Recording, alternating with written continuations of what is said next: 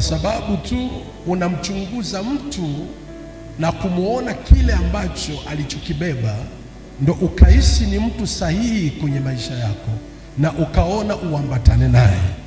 Ukahisi ni mtu muhimu kwako na ukaona umfuate. Unafanya kitu ambacho kitakuriski maisha yako kesho.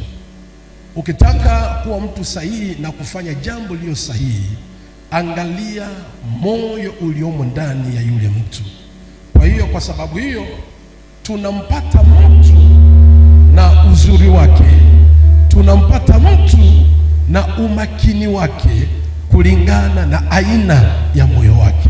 Nimejifunza haya sana kwenye upande wa maisha yangu. Mimi huwa simlaumu mtu kwa sababu ya maneno ya watu. Mimi huwa simkatai mtu au kumchukia mtu sababu watu wanasema nini kwa ajili ya yule mtu.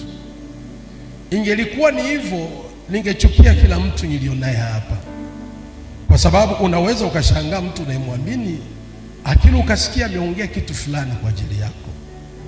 Tunapoangalia, atuangalie yale maneno ama atusikie yale maneno, tunajaribu kuangalia moyo uliomo ndani ya yule mtu, kwa sababu tu ya aina ya moyo wake inakupa nguvu ya wewe kuendelea kuwa naye.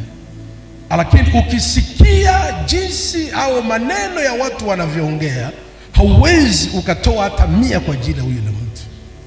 Kwa hiyo jifunze kwenye asili ya maisha yako.